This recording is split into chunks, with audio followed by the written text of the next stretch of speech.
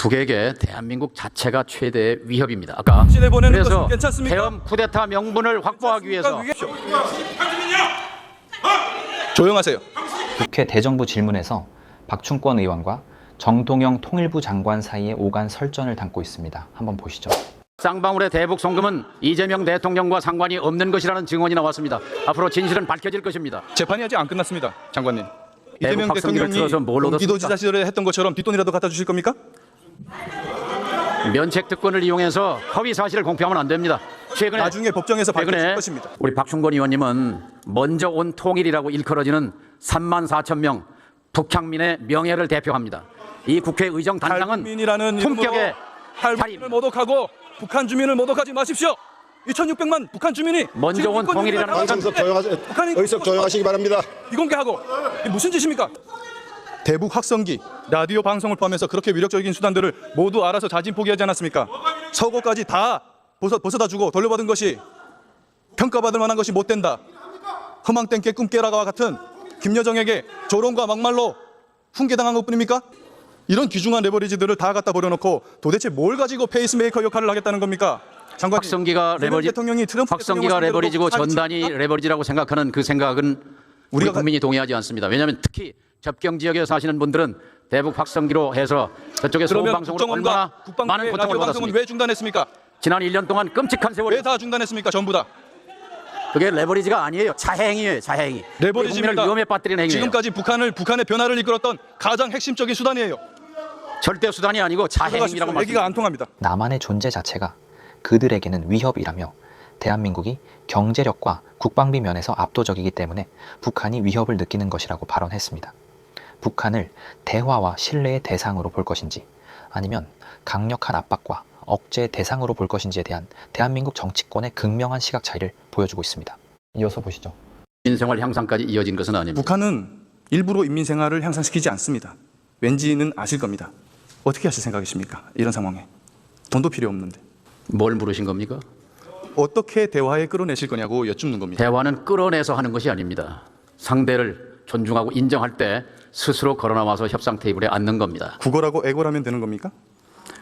세 번째 조건은 어떻습니까? 장관님. 북한이 지금 체제 위협을 느끼고 있습니까? 북에게 대한민국 자체가 최대 위협입니다. 아까 28조가 큰 돈이라고 했지만 남쪽의 국방비가 66조입니다. 그리고 북한의 GDP가 40조인데 대한민국의 GDP가 2,000조입니다. 남한의 존재 자체가 그들에게는 위협인 셈입니다. 장관님은 지금 진실을 호도하고 계십니다. 우리가 먼저 도발한 적 있습니까? 북한이 지난 3월 이후 약 2달 만에 어제 단거리 탄도미사일을 발사했습니다. 지금까지 모든 도발은 북한에서 먼저 했습니다. 먼저 도발한 적이 있죠. 언제 했습니까? 말씀해 보십시오. 언제 했습니까? 2024년 10월 1일, 10월 9일, 10월 10일 세 차례에 걸쳐서 평양상공 조선노동당 청사상공에 비행기를 띄워서 전단을 살포한 그래서 대엄 쿠데타 명분을 확보하기 위해서 북한의 무력 충돌을 유발한 천인공노할 범죄를 저지른 것이 바로 윤석열 정권입니다. 반성해야 북한이 먼저 보냈습니다. 반성해야 하는 거예요. 배변입니다. 그 사람은 지금 감옥에 가 있습니다.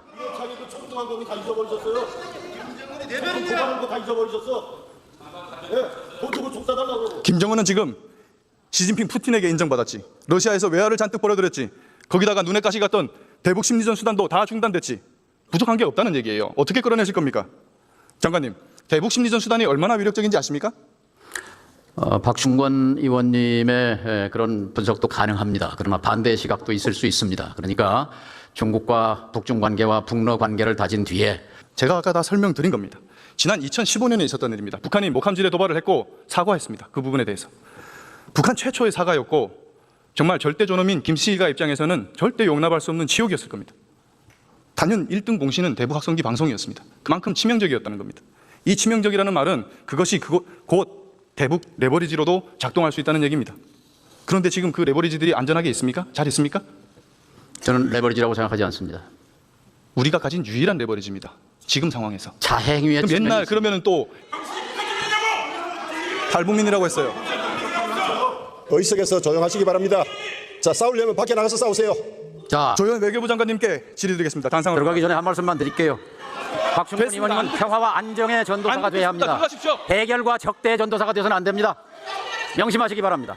북한에 다 갖다 바치는 대북 정책 해갖고 뭘 잘했다고 평화와 말씀하십니까? 안정의 대변자가 되시기 바랍니다. 통일부 경제와 장관. 대결과 분열의 전도사가 되시기 통일부 장관. 바랍니다. 박준권 의원은 최근 고생하셨습니다. 정동영 의원의 대북 정책 관련 발언을 두고 강한 유감을 표하며 공개적으로 비판에 나섰습니다. 박 의원은 과거 추진됐던 대북 정책이 과연 국민과 국가에 어떤 실질적인 성과를 남겼는지에 대해 근본적인 의문을 제기했습니다. 박 의원은 그동안의 대북 정책을 돌아보면 우리 정부가 북한에 일방적으로 많은 것을 내주기만 한 것 아니냐는 지적을 피하기 어렵습니다라고 말했습니다. 이어 경제적 지원과 각종 양보가 이어졌지만 그에 상응하는 변화나 책임 있는 행동을 북한으로부터 확인하지 못했다고 강조했습니다. 특히 박 의원은 이러한 정책을 두고 마치 큰 성과라도 있었던 것처럼 평가하는 태도는 국민 정서와 상당한 괴리가 있다고 지적했습니다. 그는 국민들께서는 왜 막대한 세금이 투입됐는지, 그 결과로 무엇을 얻었는지 명확한 설명을 듣지 못했다고 말했습니다. 또한 박 의원은 대북 정책의 기본 원칙에 대해 평화와 대화 자체를 반대하는 것이 아니라 상호주의와 국익이 분명히 전제되어야 한다는 점을 말씀드리는 것이라고 설명했습니다. 북한의 도발과 약속 불이행이 반복되는 상황에서 과거와 같은 방식의 접근이 과연 타당한지 냉정하게 돌아봐야 한다는 취지입니다. 박 의원은 마지막으로 국가정책은 평가와 검증의 대상이 되어야 하며 감정이나 정치적 명분만으로 미화되어서는 안 됩니다. 라며 국민의 입장에서 무엇이 옳았는지, 무엇이 잘못됐는지 솔직하게 따져보는 것이 책임 있는 정치의 출발점이라고 밝혔습니다. 이번 발언은 대북 정책을 둘러싼 오랜 논쟁이 여전히 현재 진행형임을 보여주며 향후 국회와 정치권에서 더욱 치열한 논의로 이어질 것으로 보입니다.